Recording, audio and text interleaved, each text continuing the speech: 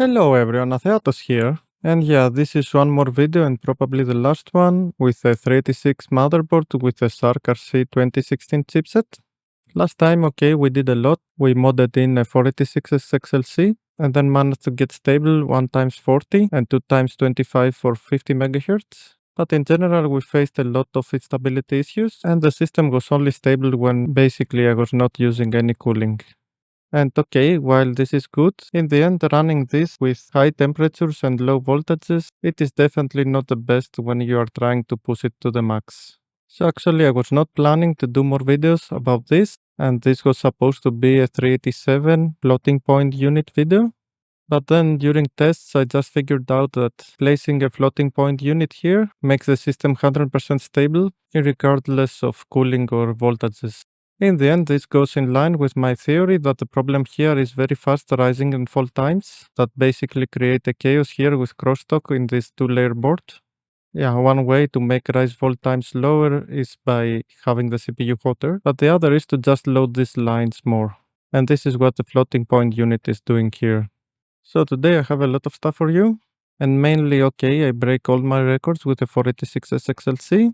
Now if these records are world records, I don't know. But for sure I'm gonna beat everything on YouTube today.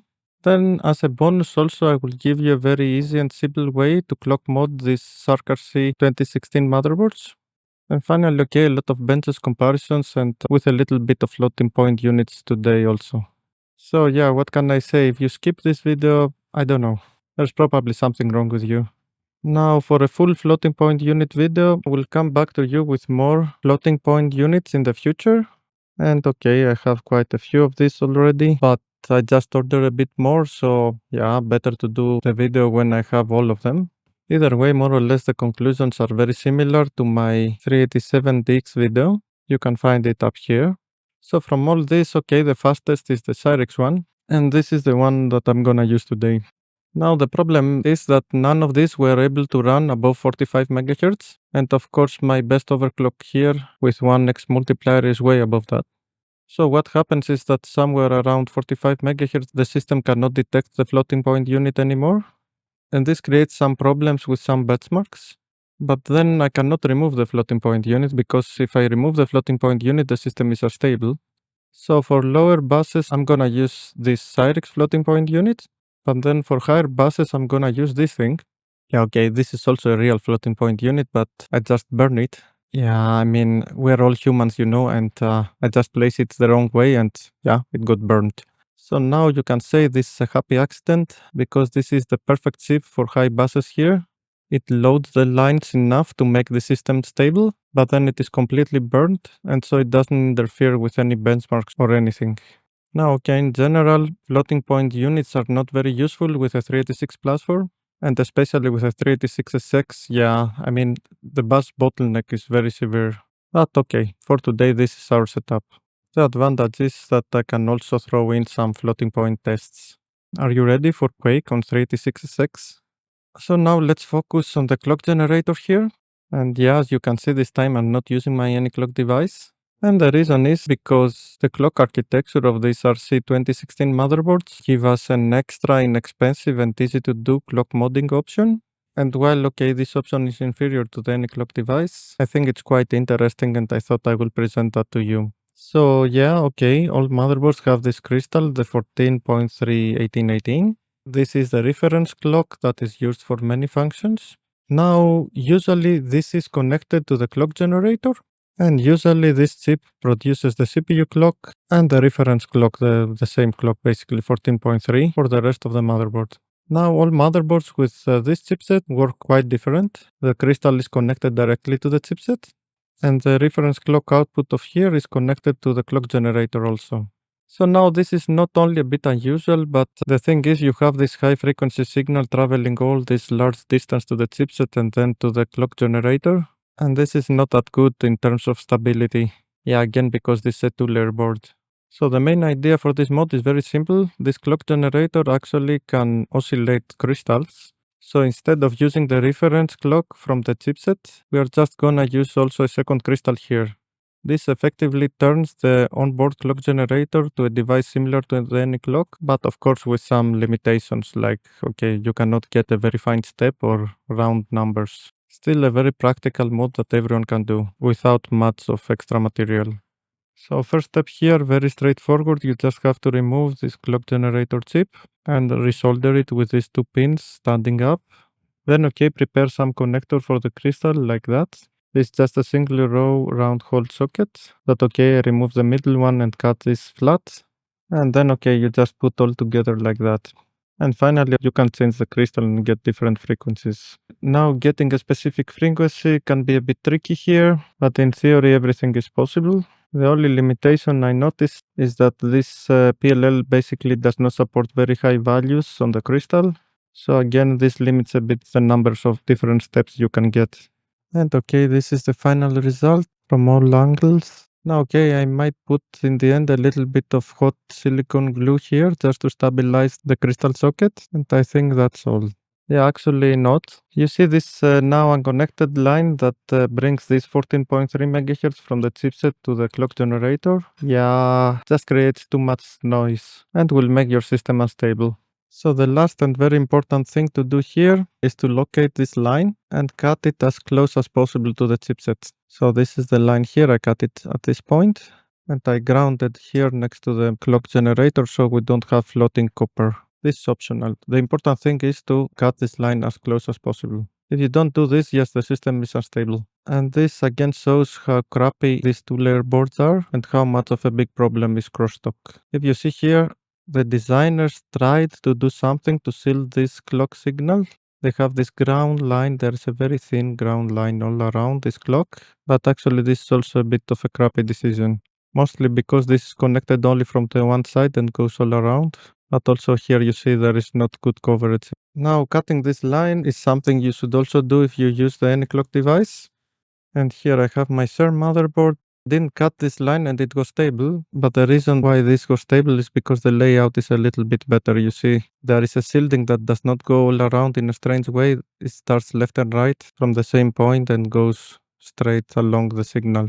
Either way, I might have to cut it here. It is always better to cut it if you don't use it. So now some of you might not understand why such a small wire can cause such a big problem. Yeah, this is less than 10 centimeter and okay, the frequency is, I don't know, 14 megahertz. But you really need to understand that this signal has no ground reference and the closest signal is on the other side of the board. And the other side of the board is here, all the data address and everything. So it makes absolutely sense that this crashes the system. So that's all with the clock mode. I think if you have a SARC RC2016 motherboard, yeah, it's worth a try. Not only you gain some clock flexibility, but it might also make your system a bit more stable. Now, of course, for full flexibility, you really need any clock device. So now I think it's the time to go directly to see some results. And I have 3 configurations for you today. And okay, on all our tests, gonna use my trusted heatsink here. So some MX4, yeah, going everywhere. Then my nice fan on top to cool a bit of everything and 5.2 volts here. As said again, this time we're stable because of the floating point unit. Now a lot of you commented that you thought that the fan creates, I don't know, electrical noise or EMF to the motherboard and that's why it was unstable. Yeah, I mean, let's think a bit about this. Seriously, what is more likely to make a problem? A kilohertz fan placed 3 cm above the motherboard and powered from the 12-volt rail, or some megahertz lines that are all next to each other without any ground reference? I mean, I understand that most people do not have the background and crosstalk and topics like that are not usually discussed. But believe me, this here, a 2-layer motherboard at 40 megahertz is okay, a crosstalk hell. So here we go with our first configuration. And this is with 1x multiplier and the maximum clock where the SARX floating point unit still works. And this is around 44 MHz.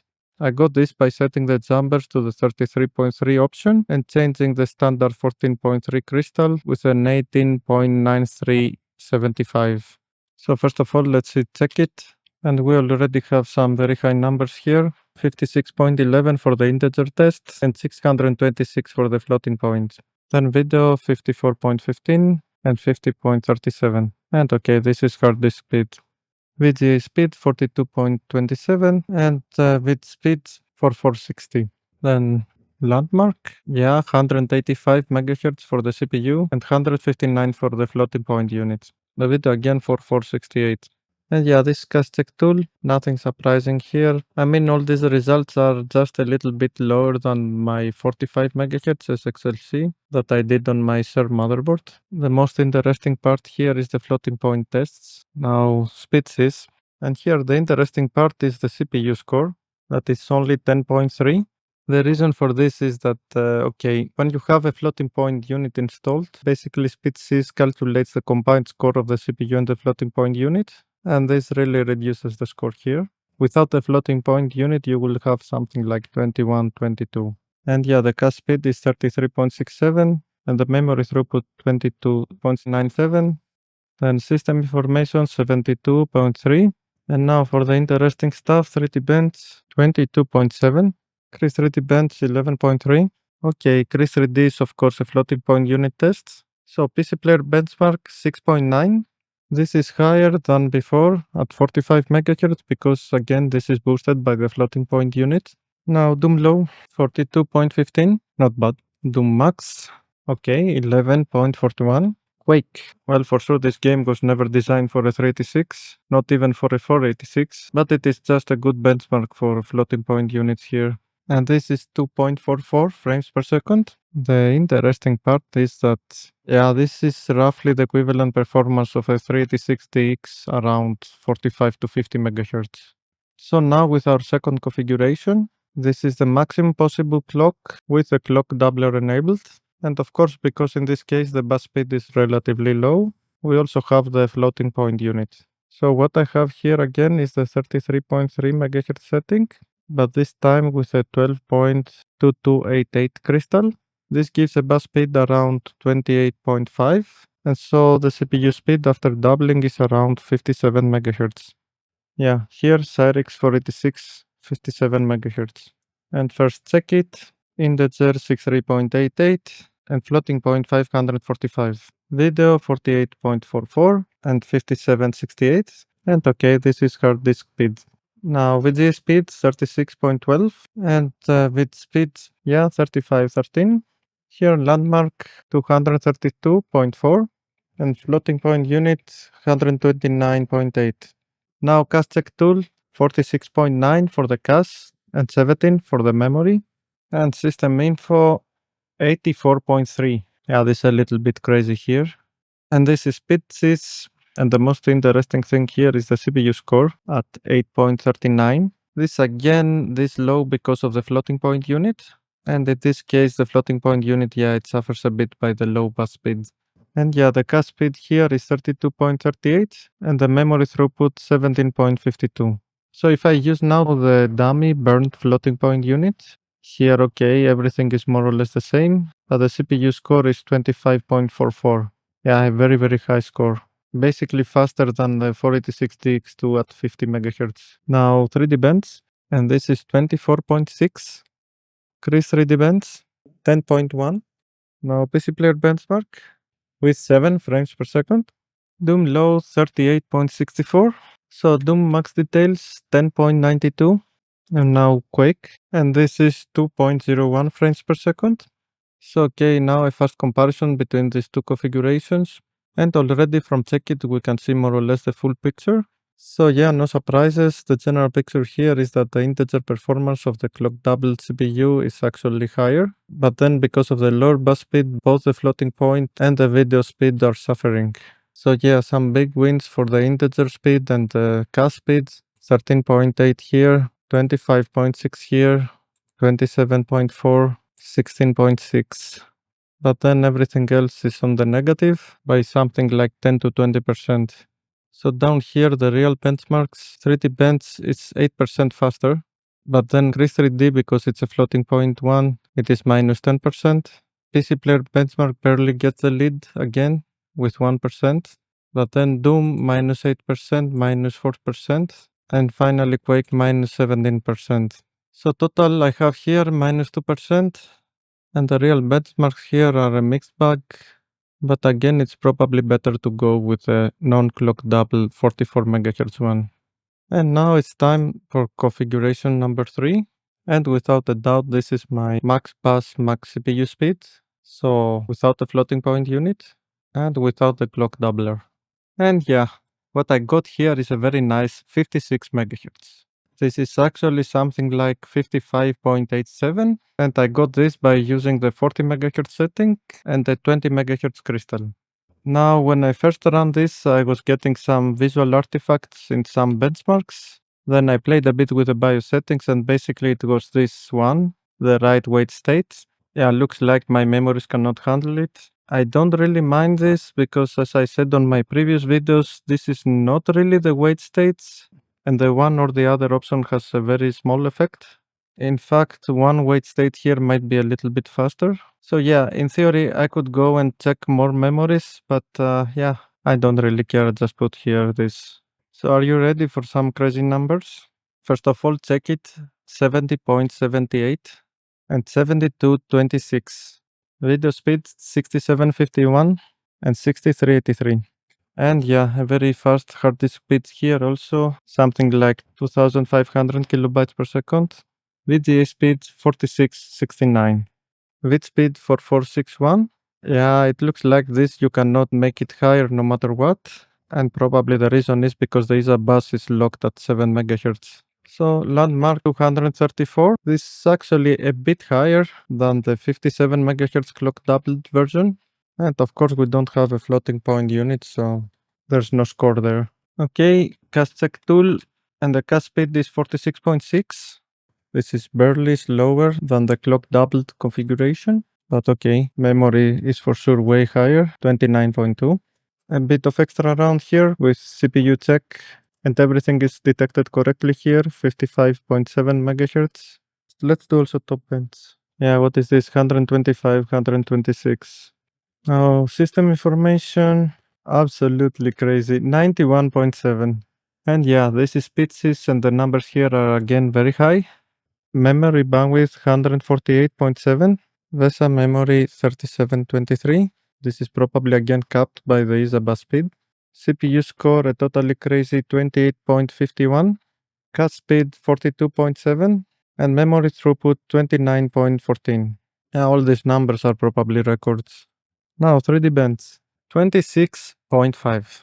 Yeah, very nice. We cannot run Craze 3D, so PC player benchmark 7.8. Yeah, even though we don't have a floating point unit.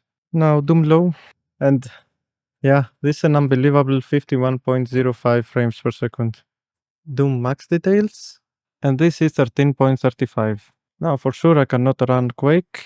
This could have been interesting, but yeah, none of my floating point units can do that. I'm waiting for some more, but I'm not that confident. It's not really that floating point units in general cannot do higher speeds. It is really this crappy layout here. On my 386DX, a lot of the floating point units are easily done 55 MHz. But then of course here a bonus round, and this is fast Doom. But before that I will run also a special optimization that, okay, I will not reveal right now, but I'm gonna release it and explain it in a future video. This is basically a general optimization that can be applied to all PCs, and I have written here a special tool to do that. So let's go here, benchmark demo 3. The settings are all as you know, so this is basically low details, full screen, and then okay, some vSplane, simple vSplane, so simple top and bottoms. Yeah, and that's all.